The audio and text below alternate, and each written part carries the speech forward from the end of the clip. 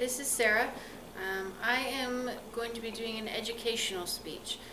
I was trying to decide what I wanted to do for my speech, and I thought, what better way to get rid of trepidation or fear of speaking in front of people than to talk about stage fright. So I'm going to be talking about not how you can fix stage fright, but what causes it. Everybody at some point is scared of people. Whether it be one person, whether it be 1 million people, doesn't matter. Anything with some sort of audience generally creates fear. Now, unless you are naturally immune to stage fright, you're going to have some sort of nervousness, butterflies, or even actual panicking before you have to talk in front of people. I have kind of a funny example of when I was younger. A teacher asked a friend and I to help her with teaching a subject in school. It had to do with fitness. It was in our PE and health class. So we got up there and we get to the point where my friend says this line that isn't supposed to be funny. We both busted out laughing in front of the entire class and we could not stop. We spent 5 to 10 minutes in front of the class laughing, and we finally sat down, not having done any of our part that we were supposed to do except for the first line, and then we laughed. So of course after that, I didn't want to have anything more to do with public speaking or being in front of people. Stage fright kicked in. So I know everybody has an experience like that, whether it be laughing on stage, completely forgetting what you were supposed to say, completely ruining your speech, and the audience doesn't get anything out of it. Everybody has something like that.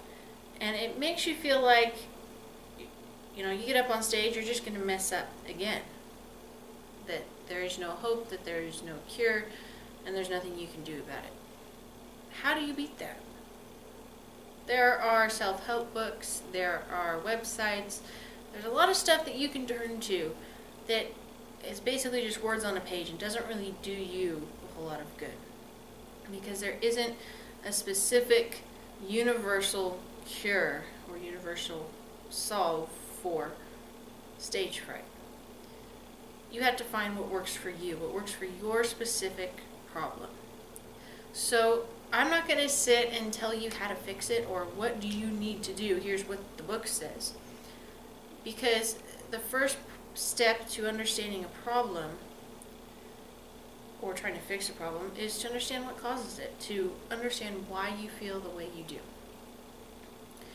Only then can you master that skill and get rid of stage fright after you practice and understand. I want to start off by saying stage fright isn't caused by a fault of yours. It isn't something that is caused because you're a horrible speaker or because you have horrible ideas that nobody wants to listen to. There are a couple different viewpoints on that, and one of them that I found interesting was on the website Speaking Freely by Sandra Zimmer. She wrote this in 2008. And to kind of sum up her site, that she says that stage fright is basically your creative energy not being channeled correctly. There's a block preventing your energy from going out into the audience and reaching them. It's focused all on you. So you're overwhelmed, you don't know what to do with it.